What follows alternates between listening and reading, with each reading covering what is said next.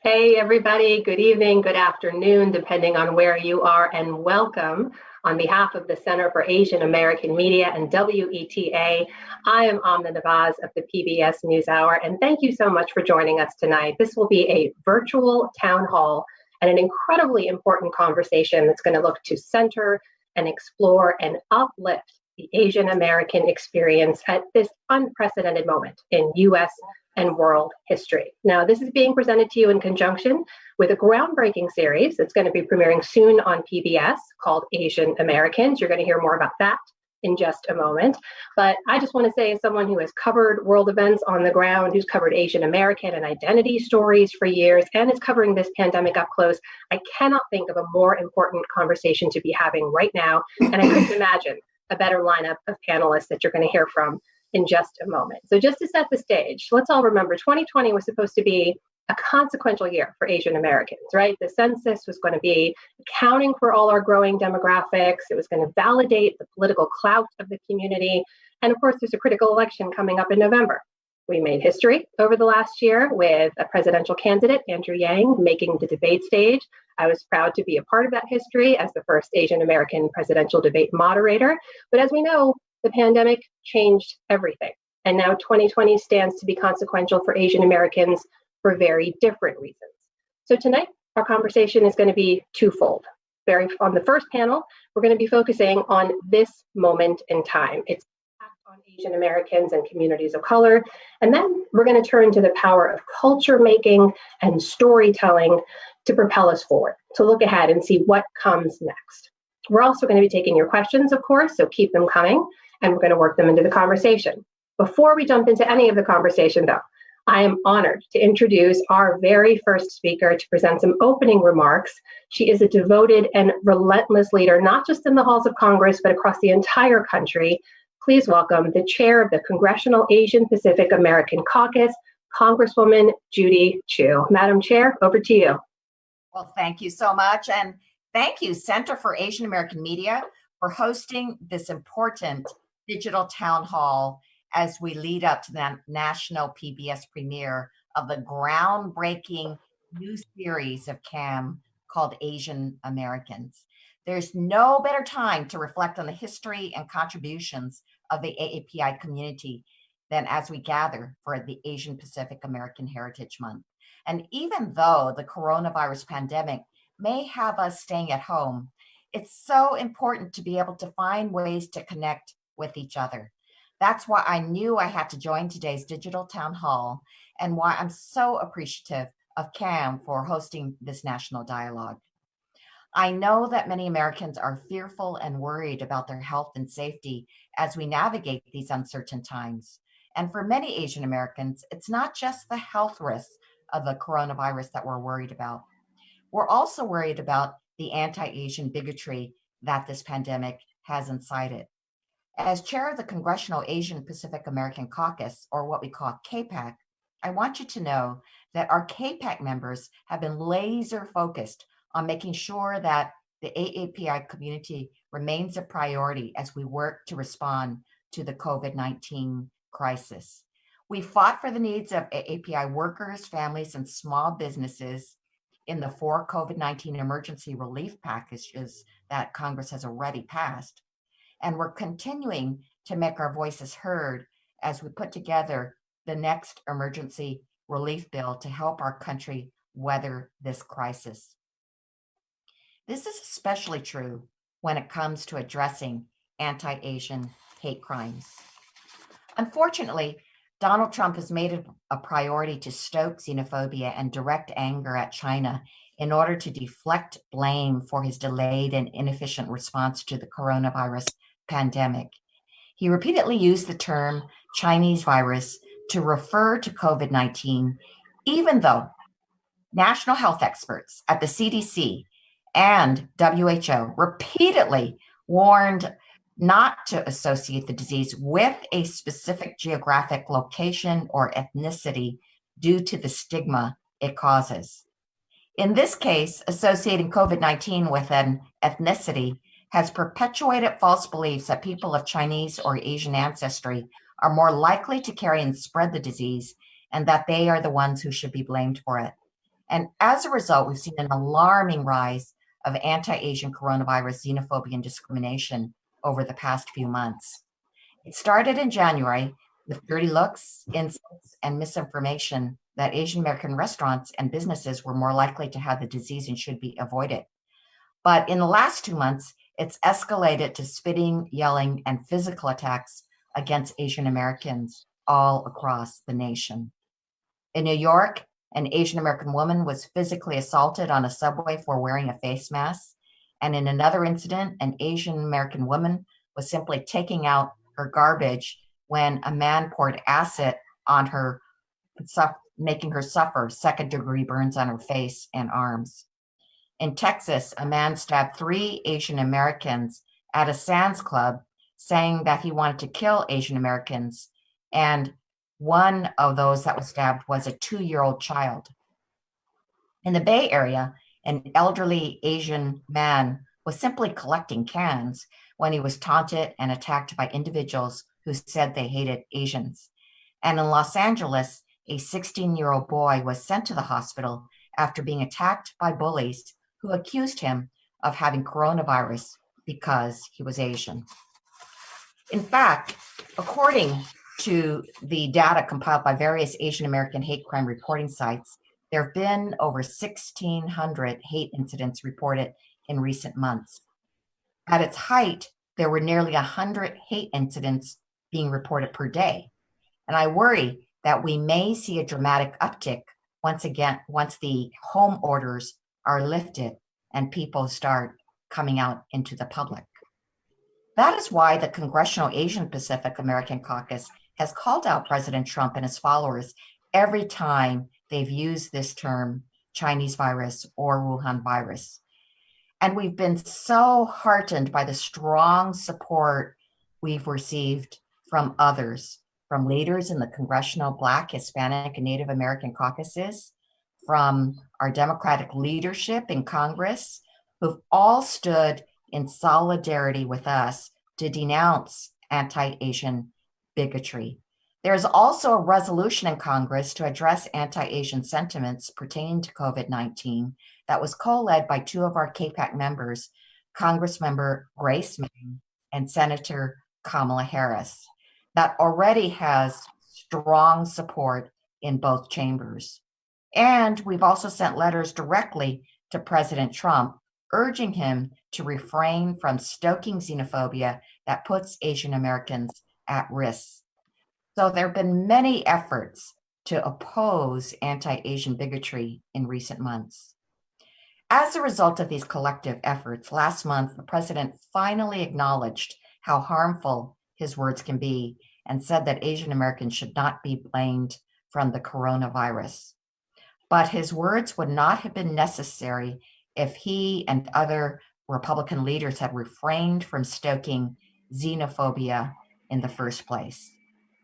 So we must continue to push back against this xenophobia every time it rears its ugly head, whether it's the Chinese Exclusion Act of 1882, the Japanese American internment during World War II, the murder of Vincent Chin in 1982, or the backlash against South Asian and Muslim communities after 9/11. Our history has shown us that Asian Americans have often been used as scapegoats in times of crisis. We are seeing this again today, which is why it is more important now than ever that we stand united and make our voices heard. So that is why I'm so glad that you've hosted this national town hall to bring our community together during these challenging times. Let us remember that our unity is our strength. Together, we can and must stand united in denouncing hate and ensuring that we keep all of our families healthy and safe. Thank you.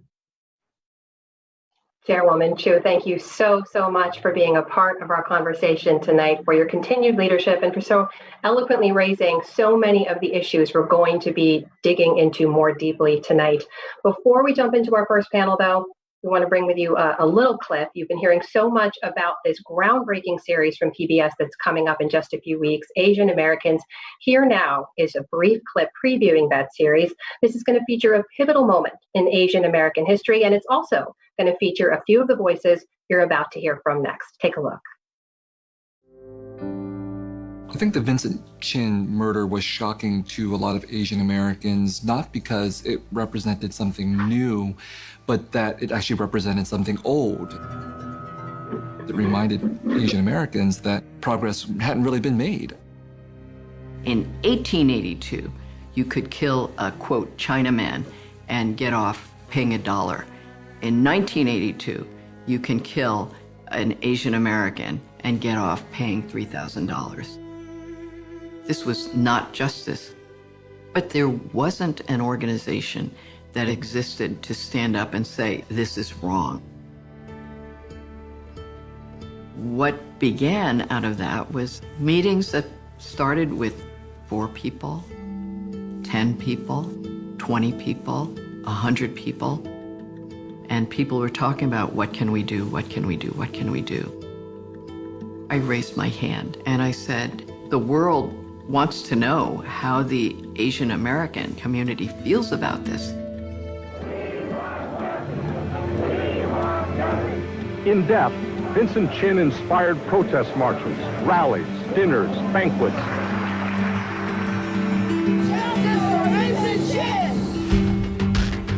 The killing of Vincent Chin is probably the most tragic example of the kind of violence that's being committed against Asians.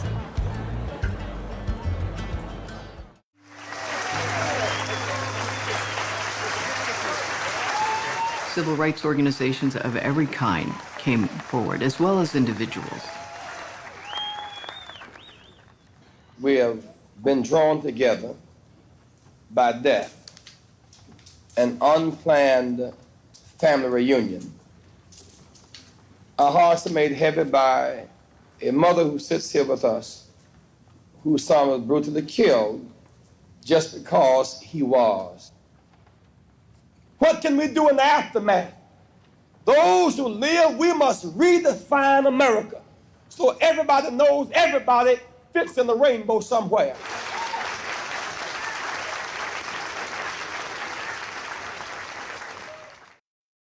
That right there was a sneak peek of the upcoming PBS series, Asian Americans. And here now to talk about that moment in time that was featured and this moment in time are 3 incredible panelists I'm so excited to bring to you now. Helen Zia joins us. Of course, she's an activist, author, and former journalist. Her books include Asian American Dreams, The Emergence of an American People, and My Country versus Me. Helen, thanks so much for being here. I'm honored to be here. Thank you. Also joining us is Darren Walker. He is president of the Ford Foundation that has a $13 billion endowment in search of social justice philanthropy around the world. He was also named one of Time's 100 most influential people in the world. Darren, thanks so much for being here. Thank you.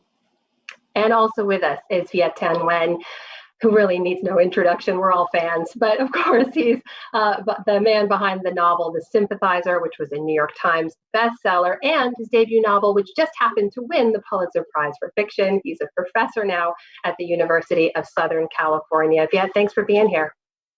Pleasure to be here with you, Anna, and the rest. So Helen, kick us off here now. Talk about that moment in time. We just saw the clip from the series featuring and the parallels you are seeing to what's happening right now. Well, very sadly to say, there are so many parallels between that moment 38 years ago and some of those clips that activism continued for a number of years, actually, to try to get justice for Vincent Chin and the Asian American community, and really to stand up for all people to have equal justice. That was 38 years ago. Vincent Chin would be 65 today had he not been killed. And that's chilling to think that we're talking about practically a generation ago, but it was a time that there was massive unemployment. There was a terrible depression in the Midwest that affected everybody. People had no work for years after having spent a lifetime working hard in very good paying jobs. And the suffering was across the country. There was a recession everywhere. The 80s were a terrible time. And there was an effort to find somebody to blame. And throughout the media, the halls of Congress, the corporate C-suites, people finally found an enemy they could all agree on, and that was Japan. And why? Because they built fuel-efficient cars that people preferred and could drive, whereas the dinosaurs from Detroit that got 7 or 8 miles a gallon, people couldn't afford to drive anymore. And by blaming Japanese people, Japan, and then everybody who looked Japanese, a young man named Vincent Chin was killed. And so we can see from that time, it's so similar to today. You know, we are just at the start of what every economist says is going to be a massive recession. They hesitate using the words depression, but we're talking about a global economic terrible time. And we have leaders, unfortunately, who are blaming people who look Chinese. And we're already seeing, as the Congresswoman Judy Chu already pointed out, so many different attacks. More than 1,600 have been counted, and we know that anything reported is an undercount. So we're seeing something very similar. And Vincent Chin was not the only victim of that terrible wave of racist innuendo, racist views at that time. Throughout the decade of the 1980s, there were many, many people of Asian descent who were killed. And I have to say that hatred has been stoked, not just then, but all the way through. The 90s were characterized by intense anti-China, looking for a Chinese spy. You know, this millennium began with the Islamophobia and the hatred toward brown Asian Americans and Muslims. And so here we are today. It's being stoked already, and you know, the fans are being flamed. And unfortunately, we are in a very similar situation. And I have to say, we are just at the beginning. So there's really a lot for us to be talking about, and it's great that this town hall to talk about it is here. So, Darren Walker, let me ask you about that. I'm not sure many people would tune into a series called Asian Americans and expect to find Jesse Jackson. So the significance, though, of that moment of standing up and speaking out the way that he did, talk to us about that and how it relates to what you're seeing today in terms of the response to a lot of these racist attacks against Asian Americans.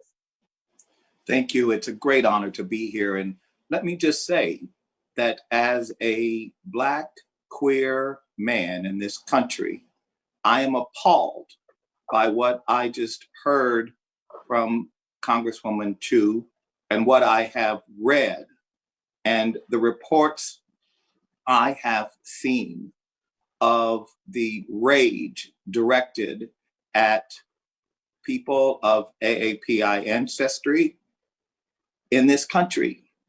The same people who are expressing that rage towards your community are the same people who are expressing rage towards African Americans and all brown people, all immigrants.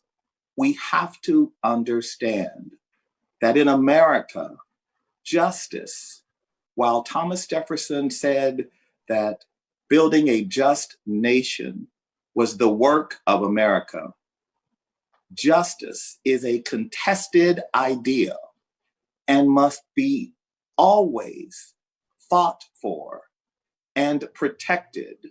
And we must be vigilant, because as long as we live in a country that is rooted in white supremacy and the hierarchy of whiteness and an economy and an economics that creates winners and losers, we are always going to have to fight for justice. We can never take for granted the progress that we make. And no matter how intoxicated we might have been with Barack Obama's presidency, some of us were lulled into believing that we had made tremendous progress and crossed the Rubicon. And we were wrong. We were wrong because the forces of division are always among us. And with the right leader, the right economic situation, it is no surprise that we find ourselves in the situation that we do today. So we, Black, brown, queer, immigrant, we must stand together. And that litany of crimes were not just committed against the individuals and the AAPI community. I was wounded. I was deeply offended at the inventory of injustice that she recited. So we all have work to do in this country. Every vote counts. Every one of us matters. We have a shared destiny, no matter what some of us think. We are an interdependent nation in an interdependent world. And for those of us who believe that, we must always fight, because the battle will never be won. Darren, as you say, it's no surprise we find ourselves here, and I think that's a sad, true thing so many of us can say, but yet I have to ask you, though, it is different for younger members of the Asian American community who for the first time may be feeling some of this racist attacks that others have felt before. And yet I'm going to ask you to tackle, if you don't mind, a question from one of them. I want to feature just a quick video now from one of our audience members. Her name is Kate Nakamura. She's actually a member of the Student Reporting Labs program that the PBS NewsHour runs. So she's an aspiring journalist. She sent in this very important question. Let's take a listen to Kate's question now. Hi, I'm Kate Nakamura. I'm from Hawaii, and during these COVID-19 times, I've been seeing a lot of racist attacks against Asian Americans on social media. Here in Hawaii, this issue isn't as prominent as, say, other states, so people in my community haven't really been made aware of this issue. My question is, how can we raise awareness about these attacks targeting Asian Americans? Yeah, talk to Kate if you can, and to people like her in her generation. What is the message to them right now? I think the message is that anti-Asian racism has always been persistent in this country, as Helen pointed out. It's gone back to the 19th century with the presence of Chinese workers here who were brought here to benefit the American economy. And then when the American economy had no more use for them, they were demonized and posited against the white working class. So that dynamic is still persisting today. And the one guarantee that makes us all Asian Americans is anti-Asian racism. When anti-Asian racism is at its peak through violent incidents or through what we're witnessing today, we suddenly realize that we are Asian American. We realize we have something in common with each other. And if you have, in fact, grown up in this country during a period of relative racial comfort or stability for Asian Americans in the last decade or two, or if you are a newer immigrant and you don't have an awareness of the history that Darren brought up of our mutual struggles against racism throughout the history of this country, then it's easy to think that perhaps Asians are getting along and that we're assimilating into American society and that things are all good for us. So it's a shock to encounter anti-Asian racism. And I think one of the ways that we combat it is to talk about it, is to bring attention to the kinds of incidents that Judy Chu talked about, but also to bring attention to the historical lineage going back to Vincent Chin, but also much, much further back to the 19th century, and to tell stories about these kinds of incidents. Now, I don't agree with Donald Trump in anything, but I do think he's a very good storyteller. And the story that he tells is Make America Great Again, a story in 4 words. And it's a story that many Americans repeat constantly. And what that means is that we are also all storytellers. We have the opportunity constantly to tell ourselves to tell our families, to tell our friends, to go on social media, to tell strangers that these types of racist things are happening and that we need to combat them. And one other thing I'd add to that in the end is that it's not enough for Asian Americans to be against anti-Asian racism. Of course, we're going to be against that because we're the victims of that. But it's going to ring hollow when Asian Americans demand justice for ourselves without demanding justice for others, as Darren was saying. So part of this transformative moment that we find ourselves in because of the radical impact of COVID-19 on our economy and our society is that many things can change for the better and for the worse. And it's up to Asian Americans not just to defend themselves at this moment, but to make a case for how it is that we stand up also for justice, economic justice, social justice, racial justice for ourselves, but for everybody else in our society who's going to suffer from these economic and racial consequences of COVID-19.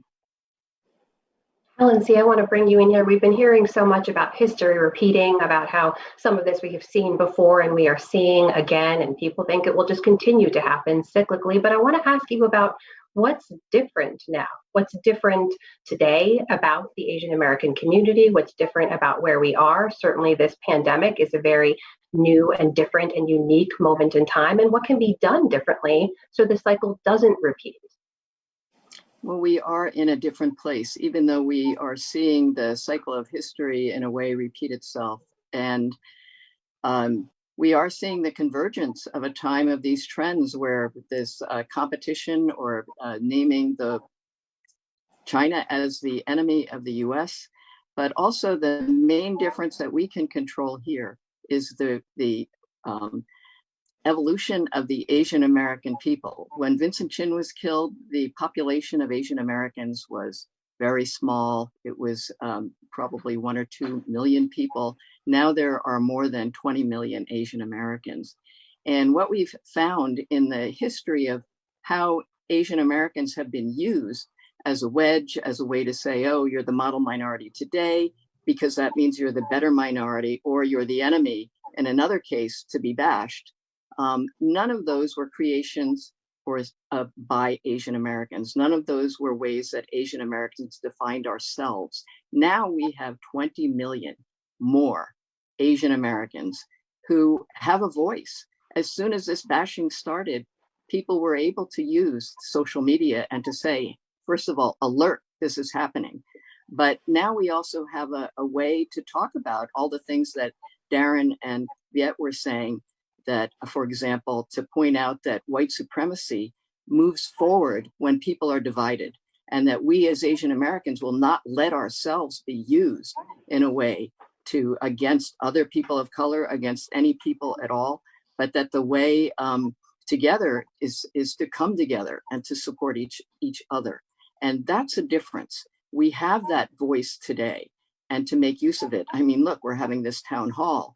The mini-series of the Asian Americans is coming up. There's greater attention, and that's where we as Asian Americans have to begin to define ourselves, not let ourselves be used as the model minority on the one hand, or the ultimate diabolical enemy on the other. And we don't own them, we reject them. And so then it's up to us to define who we are in this country, in this world, and how we stand up for the rights of all people, because we reject the white supremacy house and white supremacy. Darren, you hear Helen talking about raising awareness, about telling our own stories. You have a very unique perspective on this panel as the head of the Ford Foundation. And I'm curious, especially as we're heading into very tough economic times, what do you think the role of philanthropy can be right now in participating and empowering and amplifying some of those voices? How important is that right now and in the years to come? Well, we have a critical role to play. And let me first say that the Ford Foundation since the 1960s has supported various organizations, indeed the creation of various organizations to advance the rights and protect the rights and bring justice to Asian Americans. Having said that, I will tell you that when I first was presented with the opportunity to support the new series, my question was, why did it take so long? I couldn't believe that public media had not produced this idea, this history, this rich, vibrant story that is central to understanding who we are in this country. It is impossible to know America, to know American history, without knowing the history of people of Asian descent and the contributions that they are making today. How is it that it took so long? The stories are so important. And what Helen and Viet said, I must add a coda. You must control your own narrative. For too long, the narrative of people of color has been controlled and defined by white supremacist ideas. And what you are doing now, what CAAM has done so brilliantly, is to center the narrative, not with white people at the center, but to put Asian people at the center and to write history, RIGHT, history, so that we actually understand the fullness of America, because we have not been told our real history, which is a noble, inspiring, aspirational idea that we have not lived up to.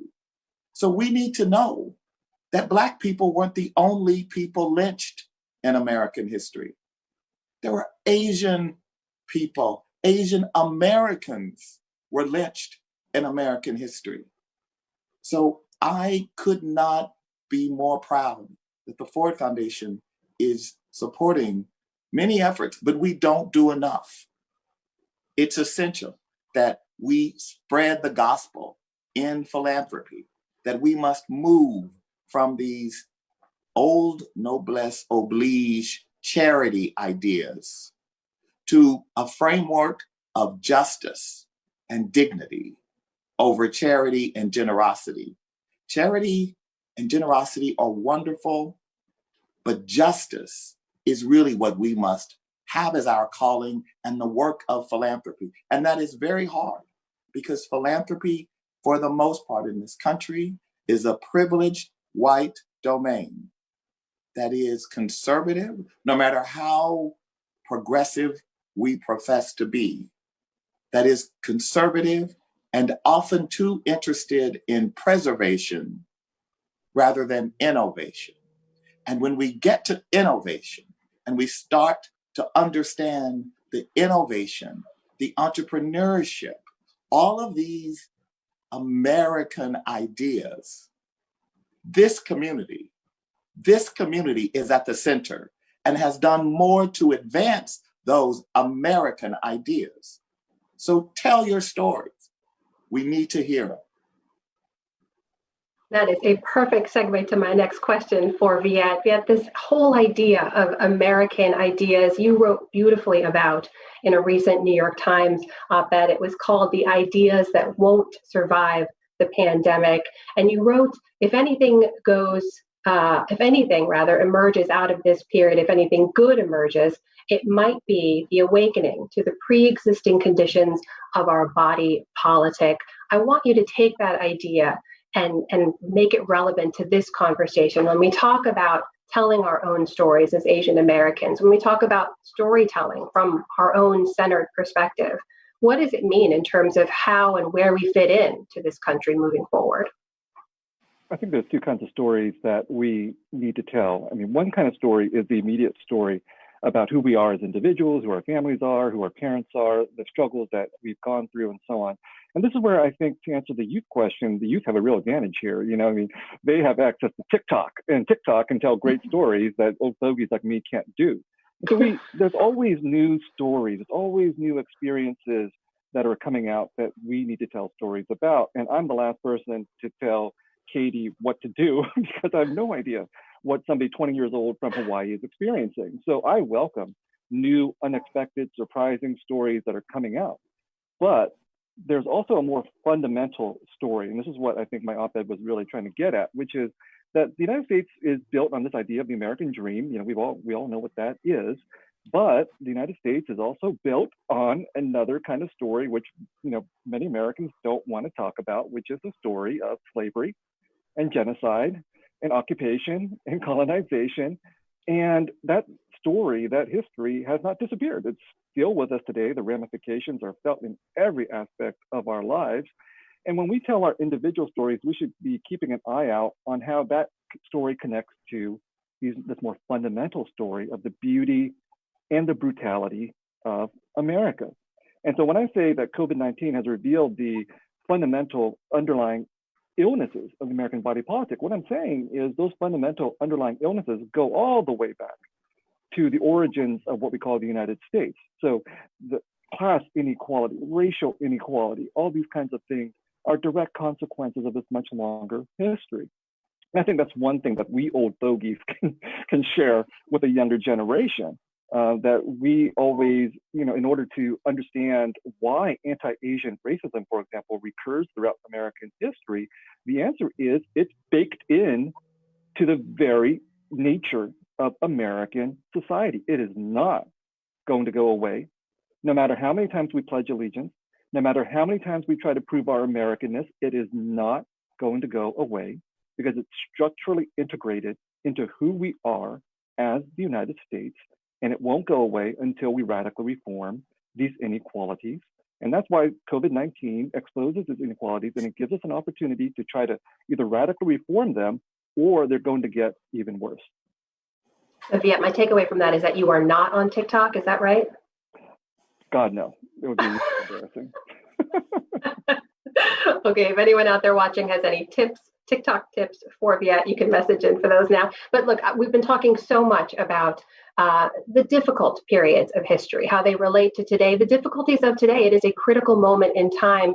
Viet, I want to ask you first, and I'd love each of the panelists to give their final thoughts on this too. Some of the folks out there watching right now want to know, in these difficult times, what is it that gives you hope? What hope can you pull from where we are right now? Viet, I want to start with you.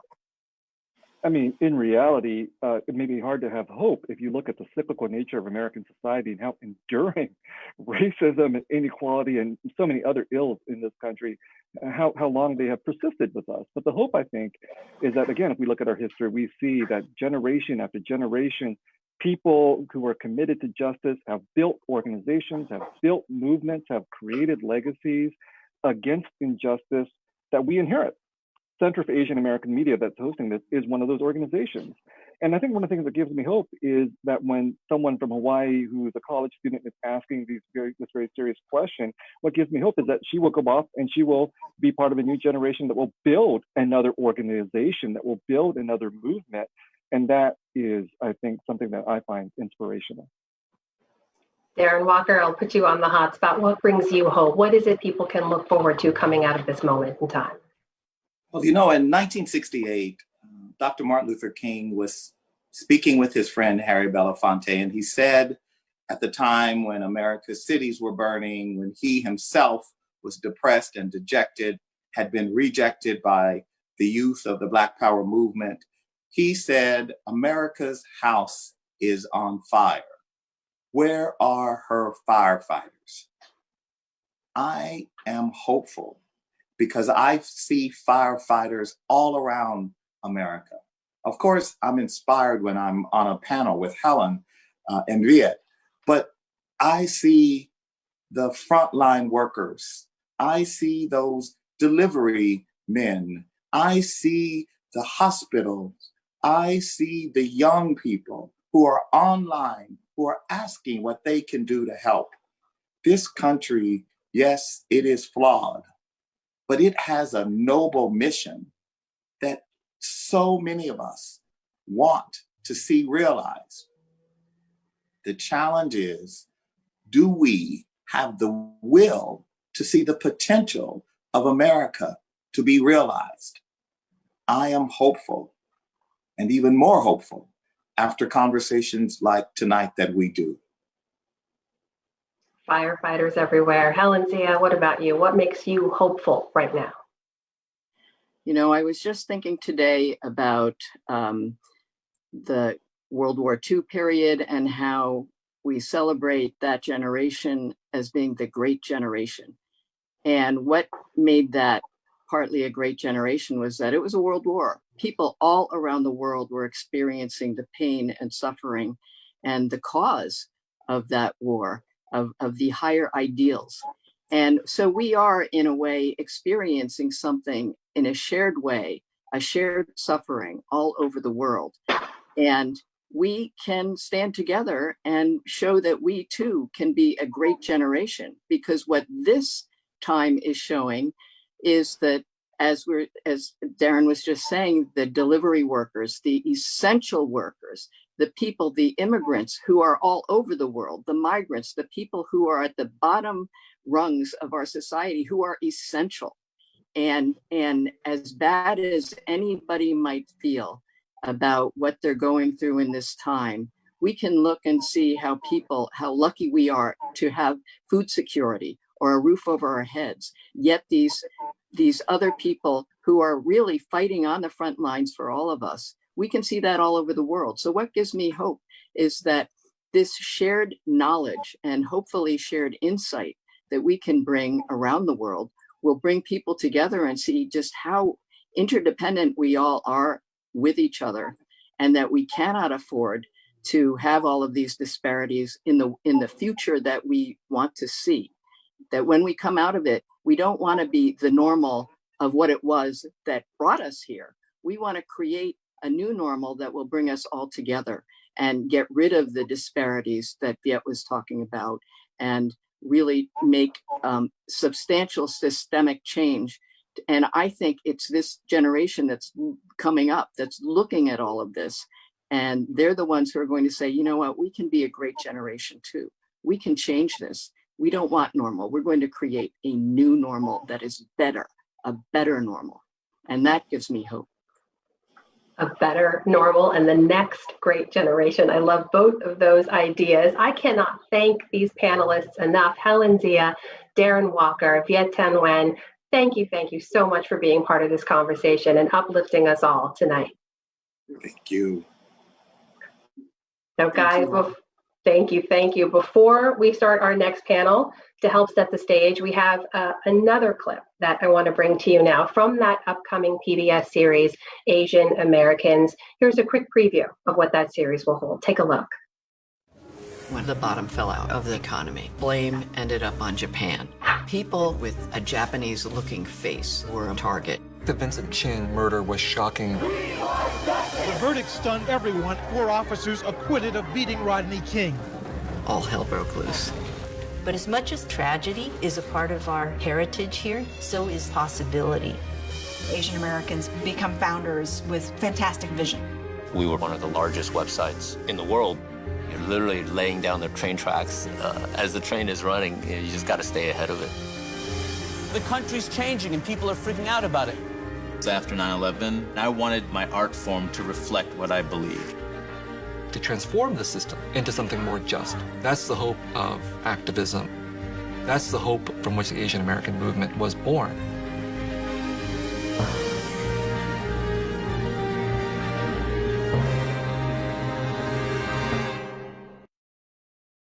That was another clip from the upcoming PBS series, Asian Americans, premiering soon in May. And here now to talk about what you just saw and where we go next are 4 incredible panelists. I'm so excited to introduce to you Tamlyn Tomita, actress and longtime supporter of Asian American film and the star of so many seminal works we all know, including The Joy Luck Club, The Man in the High Castle, and narrator, of course, of this series. Tamlyn, thank you so much for being here. Thank you, and thank you for having us all. Thanks. Also with us today, Hari Kondabolu. He's a comedian, he's a writer, he's a podcaster. He's a former immigrant rights organizer who the New York Times has called, quote, one of the most exciting political comics in stand-up today. Hari, good to see you. Thanks. That quote's got a lot of mileage. Thank you. Also with us, Naomi Takuyan Underwood. She is the executive director of the Asian American Journalists Association, of which I am a proud member. She's long focused her work on empowering Asian American and Pacific Islander communities. Naomi, welcome. It's an honor to be with you, and thank you for being such a supportive member. And also with us, Rene Tajima Pena. She is the Academy Award nominated filmmaker whose work has long focused on communities of color and immigration, gender and social justice. And she is a series producer of PBS's Asian Americans. Rene, thank you so much for being here and congratulations on the series. Thank you. So let's jump right in. Tamlin, I gotta ask, your career, we know as much as we talk about representation and how much of a difference it can make, your career began at a time that Asian American roles were rare. And just before this pandemic hit, it was almost like there was a renaissance of Asian American cinema. We had Crazy Rich Asians, we had The Farewell, and we're sort of becoming much more mainstream. What do you think this means for the trajectory of representation?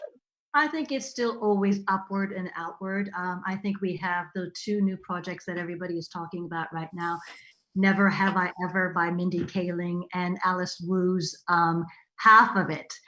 These are two projects that are out on the horizon right now and being embraced by not only Asians of America, not only Americans of Asian descent, but all Americans who really enjoy stories with a golden perspective, meaning from a specifically Asian American point of view. It's always something to be able to celebrate these kinds of stories that have protagonists and antagonists that look like us, to know that these stories can be carried and are part of the American fabric. And knowing that Mindy's and Alice's stories are being celebrated and being watched by all of us who are quarantined at home is very meaningful, because it shows that us Asian Americans are not different from Americans of other ethnicities and heritages, but that we are all one of this. These two stories are two threads throughout this fabric of what we call America. You know, Hari, you and I have talked about this before. You talk about it often, how there was a chaotic moment in American history that really defined how you move forward in developing your voice and your political comedy. That was, of course, 9/11 attacks. And I wonder, when we're in this similar, chaotic, uncertain time, how do you think this informs new voices moving forward? Is this that kind of period from which we will see even more unique voices emerging?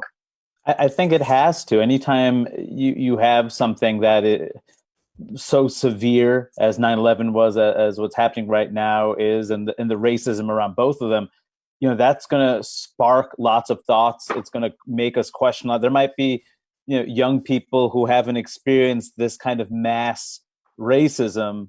Let me rephrase that, because if you're Black, that's like every day. But like, I feel like for a lot of Asian Americans, this kind of targeting, like I had never been targeted the way we were targeted after 9/11, where law enforcement is looking at you, where the government is detaining and deporting people. And that shaped how I viewed this country. And it made me want to go back and think about the greater history of civil rights in this country. And I think the same is true at this moment. There's a generation after 9/11 who doesn't quite remember what happened, who doesn't understand what it was like before 9/11. This generation knows what life was like pre-COVID, and they're going to have to question where we are at now. And I think that's going to inform how they view the world and subsequently their art. Everyone talks about a whole new generation, right? Generation C coming out of this moment in time. Rene, we talked a lot in the previous panel about history and the importance of learning from our past. And I'm really curious, when you're putting together these stories, which is not just about where we have been, but where we are going, what role history played and how you decided which of your characters you would be focusing in on, because there are a lot of stories in there that many people may not have heard before. Well, we were really interested in, one, looking at this, the fault lines of race and class and immigration, and looking at how those fault lines erupt in times of crisis like this, during the Vincent Chin case, 9/11, during World War II. And we wanted to see how Asian Americans responded. People see us as the model minority, of course, but Asian Americans actually have been fighting, from the very beginning. I mean, the biggest labor strike in the 1860s, the Chinese railroad workers. So Asian Americans have been a part of that fight for justice. And I think what we wanted to lead to in the series is really the question today, when, we're a larger population, we have a greater presence. does justice mean, to quote from Richard Pryor, does justice mean just us? And how do we, involve ourselves in this broader kind of movement for justice that the previous Helen and Viet and Darren talked about? So that's really tricky because, there's a lot of interethnic tension, even with other people of color. A lot of the attacks on Asian Americans lately, it's not only white people, it's other people of color as well. Asian Americans ourselves, we've wrestled with for many years anti-Blackness in our communities, even in our own families. And so there is tension. That tension is something that, the media loves to focus on, but there also has been solidarity from the very beginning. I mean, Frederick Douglass denounced the Chinese Exclusion Act. We found this footage of Patsy Mink in 1960, 60 years ago, another election year at the Democratic National Convention. And she gave this amazing speech to convince the delegates to stay firm on the civil rights plank. And then she became the first woman of color in Congress and sponsored Title IX, which is named after her. But it's really Asian American history is this history of solidarity. And I think for the next story, I think that's what we really need to focus on, because people want to get to work. I mean, we know it's a shit show out there, but people really want to figure out, well, how are we going to move forward? Naomi, I want to ask you about this from a journalist perspective, because we're talking about this moment of crisis everyone's in right now. You heard Hari and Rene and Tamlin all reference it there, everyone in our previous panel too. But there's a difference between the stories told by members of the community and from a journalist perspective when you're reporting on a community. And it's different when you're a member of that community, right? Tell me a little bit about how Asian American journalists are responding to this moment in time. Sure, absolutely. And we can look at it from this perspective, in that it is a very real moment for being an Asian American Pacific Islander journalist. And they're experiencing COVID-19 in three very distinct ways. One, there's an uncertainty to journalists' livelihoods. Journalism has been unstable since the recession, and with 20,000 jobs lost from 2008 to 2019, this is yet another blow to journalism as we know it, as an institution. Second, just like the Asian American communities, they're experiencing the safety, the safety concerns that we all are. And third, they're experiencing being Asian American while working. There is a threat of anti-Asian violence when they're doing their jobs reporting on the street or even in the White House. Two of the most public examples of this, one, Wei-Jia Jiang, a White House correspondent, tweeted out that a White House official had called coronavirus the Kung flu in front of her. Another example is Kyung La, a senior national correspondent, setting up for a standing shot on the street. Probably a man walked up to her and basically shot a racial slur at her while she was doing her job. So it's a very real moment in many ways for journalists. Regardless of how journalists have been able to incorporate and have been empowered to own their identity in the workplace and in newsrooms, the very essence of their identity is now being imposed on them by society. And we at AJA have been tracking both the good and the bad. And I just wanted to highlight that a lot of our journalists are stepping up and owning their voices and really being able to bring the value of their experiences and identity to the work. I just want to highlight Ann Doe from the Los Angeles Times has been writing about the impact of COVID on Asian American seniors. Bethany Au of the Philadelphia Inquirer wrote a wonderful piece about Asian American mental health. Matt Stevens of the New York Times wrote a wonderful piece as well about how the Asian American community has collaborated to respond collectively to this racism. And lastly, Benjamin Pugh on the campaign trail has been talking about the empowerment and the growth of Asian American voters. So it really is an opportunity, especially with the instability in journalism. There is an opportunity to, as Darren Walker said earlier, participating and controlling the narrative and ensuring that the Asian American narrative is really a strong part of our collective American narrative. There's really some incredible reporting and incredible work going on out there. I encourage everyone to check out some of those stories that Naomi just mentioned. Hari, I'm going to put you on the spot here, though. We do have an audience question I want to play for everyone now. This comes from Theodore in Foster City, California. Hari, you were talking earlier about some folks who are going to live through some difficult times for the very first time. Theodore has a question that's related to that. Take a listen to this now. Hi, my name is Theodore Pei, and I'm from Foster City, California. The question that I have concerns racism. As someone who hasn't experienced flat-out discrimination, what advice do you have for dealing with racist remarks and beliefs made against me? Hari, I hate to say it, but there are people out there, young Americans, who are going to experience things they've never experienced before. How do you prepare someone for that? What advice can you give to people? I mean, let me first say for those of you who haven't experienced racism before, that also speaks to the progress that we have made, that you've gone this far without dealing with racism. So congratulations. I think what's key is to point it out, to make it clear, to make it public. You know, in the previous panel, they were talking about underreporting. I mean, that's definitely a problem when it comes to hate crimes and when it comes to what some of us might consider, oh, that's insignificant. It was just a slur, it wasn't violence. Report it publicly, report it to the police, report it on Twitter. There needs to be a record that this is happening.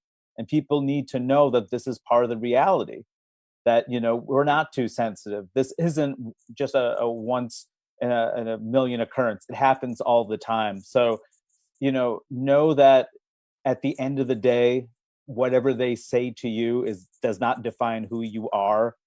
And also that you have the opportunity and maybe even the responsibility to say something. Tamlin, I want to bring you in here because we talk a lot about how often entertainment is on the forefront of changing the conversation, right? It's like when things become normal and you start seeing them on your screens, big and small, suddenly it just becomes a part of your normal life. Do you think that there's a more important role for culture to be playing right now in changing some of these conversations and addressing this kind of racism head on? Absolutely. I think I want to also add to Hari's wonderful comment on addressing as to how young people or other people of other ages have not experienced racism to this point, because I feel myself getting hot and I just want to punch someone in the face when somebody does that.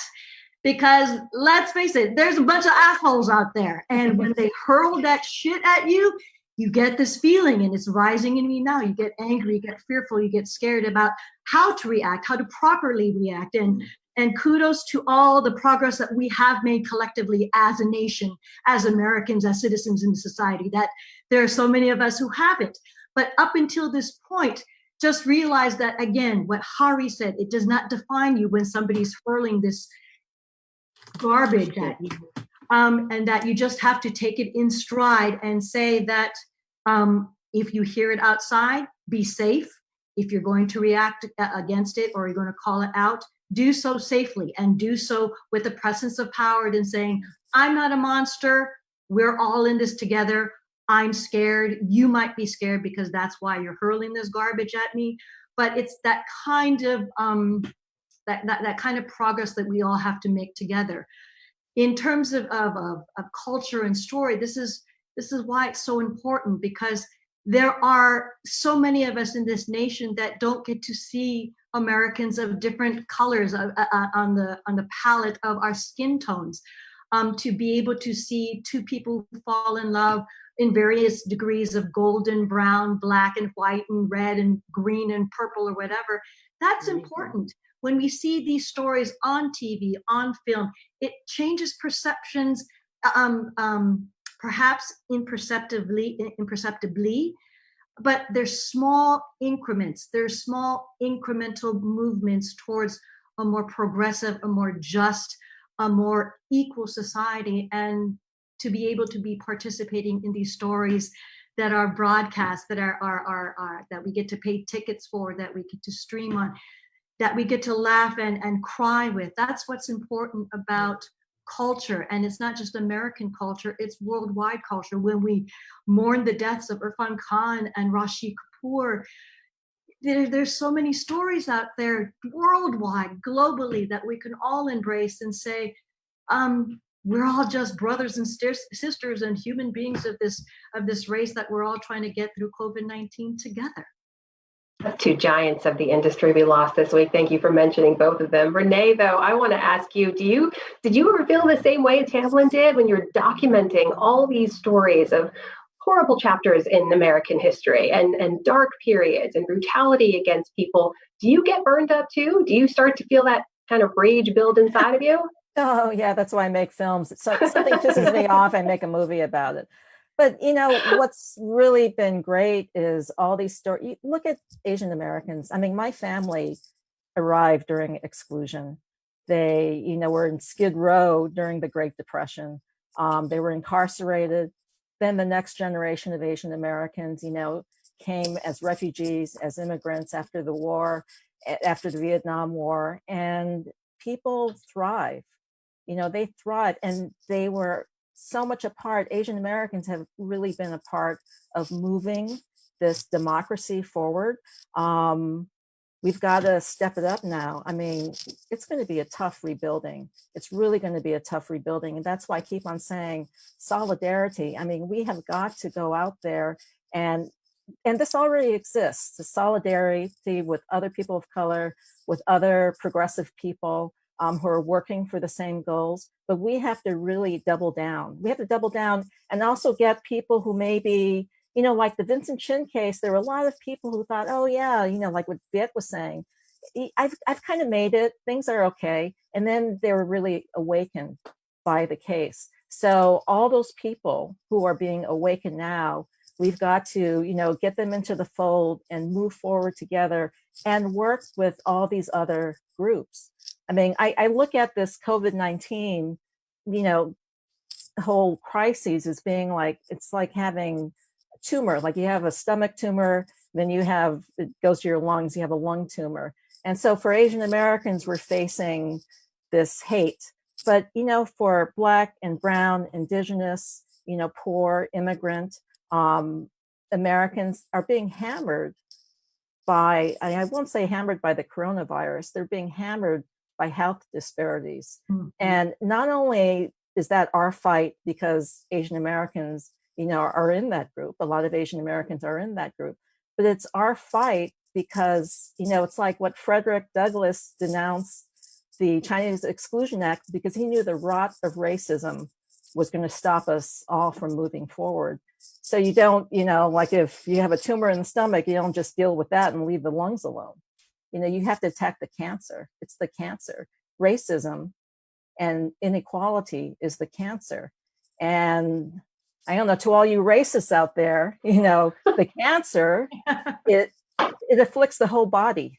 So it's not good for anybody. And you can say, well, I'm going to, just cut out the lung and throw it over the wall. But, good luck with that, walking around without a lung. So it's all our fight.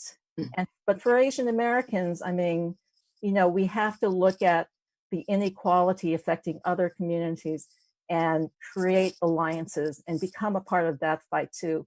And not to say it hasn't been done, because it's been done, over the decades, and we found through the series, it's been done since, we started coming here. People have created these alliances, but we're going to be really tested in the coming months and the coming years. Naomi, weigh in on this moving forward. Now, obviously, there's always been a really fine line, right, between journalism and activism, and choosing stories itself is an editorial act. Where you decide to put resources, who gets to do the story and what voice they're telling the story. How are you approaching, and what advice do you have for the AAJA members and other aspiring journalists and storytellers out there for how they should approach which stories to tell and how to tell them at this moment in time? Very good question. And I'm also interested in hearing your thoughts as well at another time on this. Journalists have been trained to exercise objectivity and impartiality. And there is a level of that you have to bring to reporting. We all know that. But I think the key here is there is no point of objectivity. You bring to the story, you bring to the choices in a newsroom or the questions or the pitches that you're making to an editor, you bring that experience to the table. So while there is a really fine line, I think that let's turn that question over on its side and say journalism is now, there is a new frontier for journalism. It's now a wild, wild west. How are we either one, rebuilding institutions so that journalists of color are more empowered in the infrastructure of the newsroom? And outside of journalism, how are we using this opportunity to ideate? Let's break down some of these silos in terms of our careers and our roles and our training, and really ideate on the opportunities to tell stories together. We may come to this as comedians, as directors, as producers, as writers, as journalists, but really there is the value of the stories that we can tell. And it really is a matter of being able to empower ourselves to make those avenues available for the kind of stories each and every one of us has to tell, whether it's in a newsroom or not. All such good points. And before I let y'all go, I'm going to put to you the same question I put to everybody else, because I think everyone out there needs to hear this right now from some of you. You're thought leaders in this space and across the country. So let's leave people with just a little bit of hope if we can. Naomi, I'm going to put you on the spot and start us off on this. What in this moment, especially from your unique perspective as a journalist, what is it that gives you hope? What gives me hope is the fact that despite what's happening in journalism, there are so many Asian American young people who are so interested in the craft and the livelihood of journalism. And it just goes to show that there is a future for Asian American journalists. What that future looks like, that is uncertain, but there's so much interest. Most of AAJA's members are young people. Our largest affinity group is the Young AAJA group, and our college students are also very active and looking for the mentorship and looking for the guidance and also in need of history lessons, to be frank. So that gives me hope. The fact that there is a will to learn and still a very strong attraction to the career. Those are all great points. Ari, what about you? Give us some hope, something to look forward to. I mean, I think like a lot of us, I think just the young people give me hope. And I think the fact that we live in a generation where there is so many more representations of a broader, piece of the population is huge. I mean, because that means that when things like this happen in the future, you can see Asian Americans, South Asians, Arabs, Muslims, Black people as part of your community, as fellow human beings and Americans, as opposed to what we're dealing with now, where you get these negative singular images and that's a whole group of people. So that certainly gives me a lot of hope that things are going to get stronger. In addition to the young man who was talking, I called somebody young man, I feel terrible. But the young man who said he hadn't experienced racism before, and I'm like, well, that's a sign of hope. It's sad, but it's a sign of hope. It is indeed. We will take them wherever we can find them. Tamlin, what about you? I just love the idea that we're all recognizing the hope that's in with the younger generation, but I also have to give credit to the older generations who have gone through and who have endured and who have persisted and resisted all forms of hate. Most persistently, and it's currently the top of our conversation, racism, but also that we, to again echo everybody else's sentiments, that it's the younger generation who have this technology, who are the TikTokers, who are going to be able to tell the stories more precisely and more perhaps more elegantly in those 15 seconds of fame that they've got. But also to recognize that we can also reach back as to our older generations, the people whose footsteps we step into as we together as Americans, as global citizens, continue to journey towards the future. And it's just a collective kind of hope that once we recognize that we're all individuals, but we're all the same family, that's how we can really bond together as this one world. Very, very well said. Rene, I'll give you the last word here. Obviously, everyone can look forward to the series when it finally does premiere. But what is it in this moment as a storyteller, as a documentary storyteller, that gives you hope? Well, people talk about young people, and there are two stories a century apart that we tell of young people. One was Wong Kim Ark in the late 1800s. He was born here. He was a restaurant worker at a time when, you're Chinese restaurant worker, you're near the bottom of the social rung. But he went to China for a visit. When he came back to the US, to his home, he was denied reentry. So what does he do? He goes to the US Supreme Court, which blew me away because, I go to traffic court and I'm like trembling in traffic court. But he goes to the US Supreme Court and wins like an amazing precedent for birthright citizenship. So my parents are citizens because of Wong Kim Ark. And then over a century later, there's Theresa Lee, the first dreamer, a Korean immigrant, undocumented immigrant from Chicago, who was actually born in Brazil. Then her family came to Chicago, inspired the DREAM Act. And she continued, even though the DREAM Act, unfortunately it got bipartisan support. It was going to be signed into law. And then 9/11 happened, and no, pro-immigrant legislation was enacted after that. But she kept on fighting. She joined a movement of other undocumented young people, and she still fights to this day. So those two ends of the Asian American story are the stories that I think take us into that future. Rene, Tajima, Pena, just one of our incredible panelists here at the town hall tonight. Before we go, Tamlin, you have to show your shirt to everyone. I can't believe we didn't find a moment to feature it before. Yes. There we go. Thank you. Thank you very much. We got the Bruce Lee shirt, and we got Hari Kondabolu to call someone young man. Oh, there we go. There's wardrobe options all around. I couldn't change on screen. It's not that kind of town hall. No, it is not.